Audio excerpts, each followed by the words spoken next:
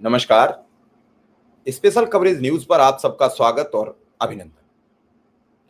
आज हम बातचीत एक ऐसे मुद्दे पर करेंगे कि शिक्षक, अनुदेशक और शिक्षा मित्र शिक्षण कार्य करें तो करें कैसे, और जब वो बराबर काम करते हैं, बराबर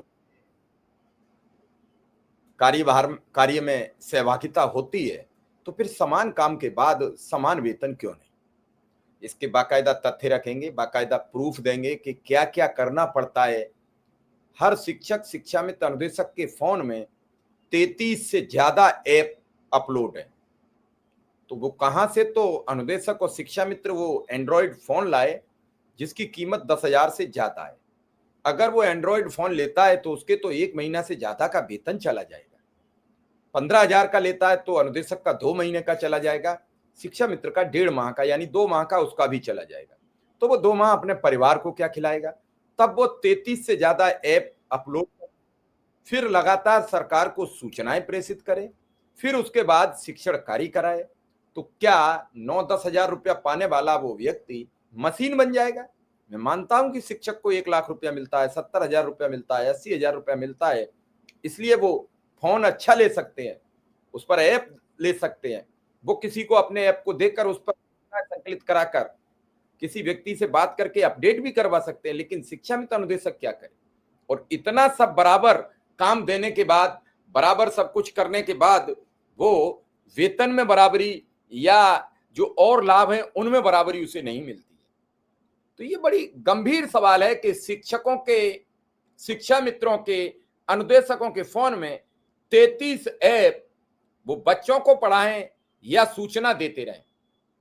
ये बात अभिभावक कब समझेंगे, इस पर अभिभावक कब सवाल उठाएंगे, ग्राम पंचायत का प्रधान कब सवाल उठाएगा, इस पर खंड शिक्षा अधिकारी कब सवाल उठाएंगे, इस पर और अधिकारी कब सवाल उठाएंगे, बेसिक शिक्षा विभाग के बॉस, बेसिक शिक्षा अधिकारी कब सवाल करेंगे सरकार से कि आप कह रहे हो बस बच्चों, स्कूल में बच्चों की संख्या गिर रही है, क्या ये सूचनाएं कॉन्वेंट के स्कूल या प्राइवेट स्कूल देते हैं। नहीं देते। नहीं देते तो वो बच्चों की पढ़ाई करते हैं, पढ़ाई करते हैं तो अच्छी फीस देने के बावजूद भी गरीब से गरीब व्यक्ति भी चाहता है मेरा बच्चा अच्छा पढ़े, तो वो उन्हीं स्कूलों की तरफ रुख करता है। प्राइमरी स्कूल में बच्चों की संख्या गिरने का यही सबसे बड़ा कारण है। परिषदीय स्कूलों के शिक्षकों के लिए अब ये स्मार्टफोन है वो जी का जंजाल बन गया है। खरीद तो लिया, ले तो लिया, लेकिन अब इस फोन के जरिए उनका मानसिक, शारीरिक उत्पीड़न हो रहा है।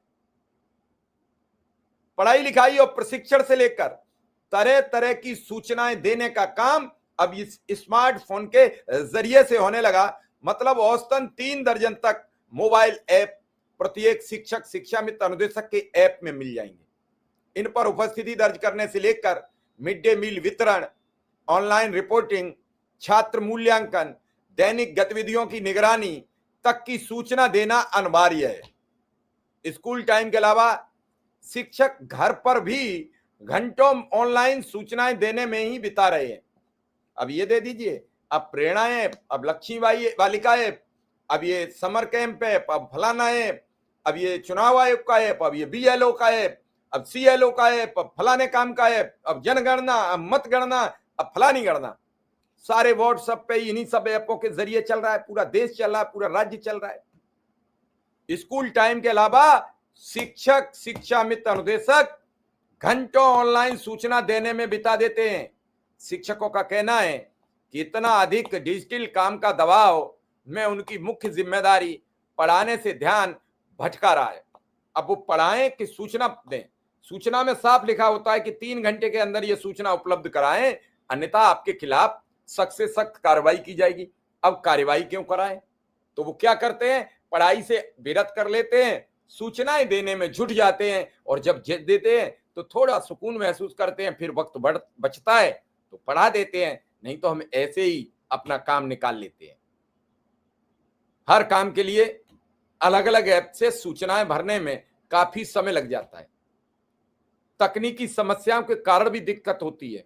कभी नेटवर्क नहीं आ रहा है, कभी नेट स्लो है, कभी कोई चीज गलत हो गई उसे डिलीट कर रहे हैं, दोबारा अपडेट कर रहे हैं, कभी लिखने में दिक्कत आ रही है, कभी पढ़ने में दिक्कत आ रही है, कभी संख्या, मतलब सारा सिस्टम जुटाना सही आंकड़े प्रस्तुत करना।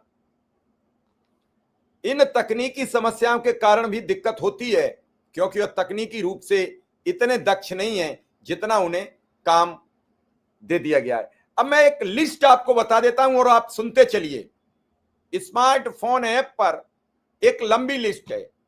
प्रेरणा, Prerna DBT, Diksha, read along, Nipun plus, Sharda, Ullas, Samarth, UDISE, I got Karmayogi, Nipun teacher, M Aadhaar, Haritima, eco club, Gyan Samiksha, swift chat, Parakh, किताब वितरण, Google meeting, inspire, SHVR, fit India, SGP, Umang, PFMS, FSSAI, NILP, e Kavach, NVMC, zoom, उपस्थिति के लिए प्रोना पोर्टल, मानव संपदा।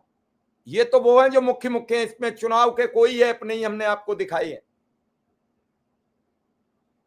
इन ऐपों के अलावा व्हाट्सएप पर बेसिक शिक्षा विभाग के कई ग्रुप बने हुए हैं। उन ग्रुपों की सूचना संकलित करना, उन पर बताना, फिर किसी को CL, EL, PL, CL, GL जो कुछ लेना है वो अपडेट करना, किसकी छुट्टी मंजूर करनी है।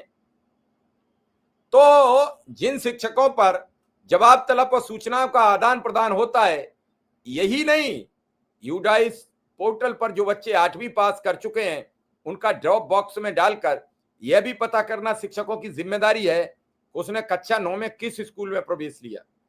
यह पता चलने पर उस स्कूल से संपर्क कर उनसे बच्चों को इंपोर्ट करने के लिए कहना पड़ता है।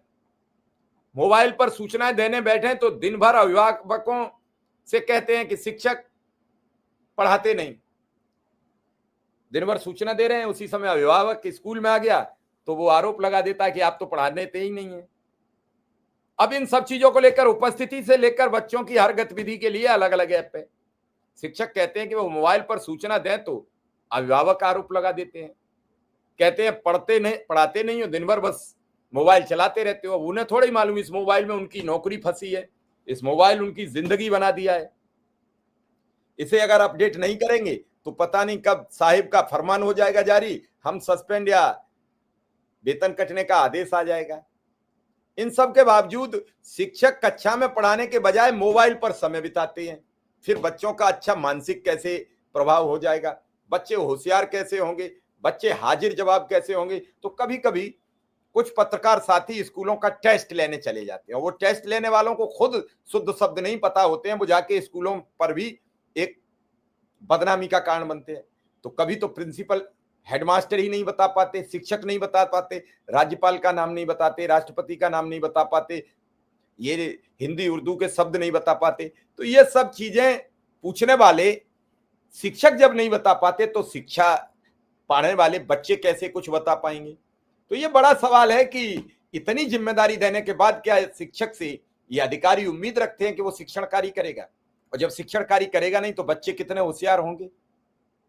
अगर शिक्षक सूचनाएं नहीं दें तो विभागीय अधिकारी कार्रवाई की धमकी देने लगते हैं, जो मैंने अभी बताया कि वो कहेंगे कि नहीं तो सस्पेंड कर दिए जाओगे, आपका वेतन रोक दिया जाएगा, आपका अगले महीने का इंक्रीजमेंट रोक दिया जाएगा, सूचना आपने समय पर संकलित नहीं कराई। प्राथमिक शिक्षक संघ के नेताओं का कहना है कि हमें खुद नहीं पता है कि कितने ऐप चल रहे हैं। मतलब किसी को पता भी नहीं है कि ऐप कितने चल रहे हैं बेसिक शिक्षा विभाग के। पढ़ाने के लिए हमें समय चाहिए, लेकिन हमारा सारा समय ऐप पर सूचना देने में निकल जाता है। और बड़ा समय जब सूचना देने पर निकल जाता है तो हम पढ़ाएंगे कैसे, अच्छे बच्चे कैसे तैयार होंगे। और जब बच्चों का शिक्षण कार्य अच्छा नहीं होगा तो फिर जाहिर सी बात है कि बच्चे प्राइवेट स्कूलों की तरफ रुख करेंगे। तो शिक्षकों का और शिक्षा मित्र अनुदेशकों का यह मानना है कि सरकार को चाहिए कि हमसे केवल पढ़ाई का काम कराएं, ऑनलाइन काम करवाने के लिए कंप्यूटर ऑपरेटर की नियुक्ति कर दी जाए, वो सारा डेटा मेंशनिंग का काम करे, और ये काम संकुल स्कूलों पर तो परमानेंट कर दिया जाए। जो एकीकृत विद्यालय बना दिए हैं, जो प्राइमरी और एक ही स्कूल हैं कंपोजिट, वहां तो होना ही चाहिए। अब आप बताइए कि इतने ऐप चलाने के बाद क्या शिक्षक के पास समय बचेगा जो कुछ वो पढ़ाए? और जब पढ़ाएगा नहीं तो बच्चे नहीं होशियार होंगे, बच्चे होशियार नहीं होंगे तो बच्चे प्राइवेट स्कूल की तरफ रुख कर लेंगे और मुख्यमंत्री जी कहेंगे कि अब इस बार भी 5-7 लाख 8 लाख बच्चे कम हो गए, तो अब ऐसा करिए कि इस बार फिर 4-5 हजार स्कूल बंद कर दीजिए। बच्चे हैं ही नहीं, हम शिक्षकों की तनख्वाह क्यों दें? शिक्षक को शिक्षण कार्य के लिए केवल छोड़ दीजिए, उन्हें जिम्मेदारी दीजिए, एक बेहतरीन परिवेश तैयार करें, बेहतरीन सिस्टम तैयार करें, बेहतरीन शिक्षा की प्रणाली तैयार करें, बेहतरीन शिक्षण कार्य कराएं और बेहतरीन बच्चे बनाएं। जब ये सब बहुत अच्छा शानदार माहौल, शानदार विकल्प होगा तो सब कुछ अच्छा चलेगा। और इस सब में सहभागिता कौन करते हैं? अनुदेशक भी करते हैं, शिक्षा मित्र भी करते हैं। काम तो समान हो गया, लेकिन अब समान वेतन नहीं दोगे। वेतन के लिए वर्षों से गिड़गिड़ा रहे हैं अनुदेशक, शिक्षा मित्र। ये प्राथमिक शिक्षक संघ, ये जूनियर बेसिक के शिक्षक संघ, ये सभी संघ मिलकर अपने इन सब छोटे भाइयों का, इन सभी शिक्षा मित्र अनुदेशकों का ख्याल क्यों नहीं रखते हैं? वो सरकार से आंख में आंख भिड़ाकर ये क्यों नहीं कहते कि इनको भी न्याय दीजिए, इन्हें भी उचित मानदेय दीजिए? कब कहोगे? जब ये सब खत्म हो जाएगा, जब ये सब बर्बाद हो जाएगा। जब आप ही के एक शिक्षा निदेशक ने इनकी 62 वर्ष से आए 60 वर्ष की, तो आपने सवाल क्यों नहीं उठाया था? क्यों नहीं ये सवाल किया कि इनकी 60 वर्ष से और 62 वर्ष से आपको क्या दिक्कत है? या तो मेरी भी 62 कीजिए, या इनकी भी 60 कीजिए और मेरी भी 60 कीजिए। तो ये सब सवाल आप नहीं करते हो, इसलिए शिक्षा विभाग ने फूट डालो राज करो का काम सरकार करना शुरू कर चुकी है। ये अभी नहीं, परसों पहले कर चुकी थी। जब एक कर्मचारी परिषद हुआ करती थी, सरकार ने उसे 2 कर्मचारी परिषद में बदला। ये नारायण दत्त तिवारी सरकार के दौरान हुआ, वीर बहादुर सरकार के दौरान हुआ, और तब से लेकर अब कर्मचारी जो मोर्चे हैं, कर्मचारियों की जो नेता हैं, वो कई भागों में बट चुके हैं। अब आप देखिए अनुदेशक में कितने संगठन है, एक और संगठन नया बन गया। शिक्षा मित्रों में कितने संगठन है, 2 और वहां नए संगठन बन गए। तो कितने नए संगठन बन गए, लेकिन क्या इन नए संगठन के नेताओं की ये जिम्मेदारी बनी कि मुख्यमंत्री जी से आंख में आंख डालकर बात करें कि आपका मानदेय कब बढ़ाओगे? इन्होंने किसी ने बात की? भैया संगठन बनाना बड़ा आसान है, एक कागज लेके चले जाओ और स्वयंभू अध्यक्ष बन जाओ। कोई चुन के तो बना नहीं है, कोई किसी मानसिकता से तो बना नहीं है, न किसी को कुछ कहने को बना है। जब तक आप संगठन के अध्यक्ष हो तब तक हम पूरा आपके खिलाफ खड़े हैं, और जैसे ही मैं अध्यक्ष बन जाऊंगा फिर मुझे लगेगा कि मुझे निर्माण करना है और मैं कैसे काम करूं। तो मेरा आशय सिर्फ इतना है कि संगठन बनने के बजाय संगठन इस पर काम करें कि न्याय कैसे मिलेगा। संगठन बनाओ न बनाओ वो आपका काम है, आपका अपना निजी कर्म है, लेकिन मेरा मतलब है कि एक रहो, नेक रहो, अपने अधिकार लो। ये मानदेय बढ़ाए जाने की जो लड़ाई वर्षों से चली आ रही है, इसे पूरा करो और समान काम समान वेतन का अधिकार प्राप्त करो। और उसमें सभी शिक्षक संगठन भी शिक्षा मित्र अनुदेशकों का साथ निभाएं, तभी ये गाड़ी आगे बढ़ेगी, वरना ये गाड़ी यूं ही घिसटती रहेगी। फिलहाल इस खबर में इतना ही। आप सबका आभार, धन्यवाद और नमस्कार।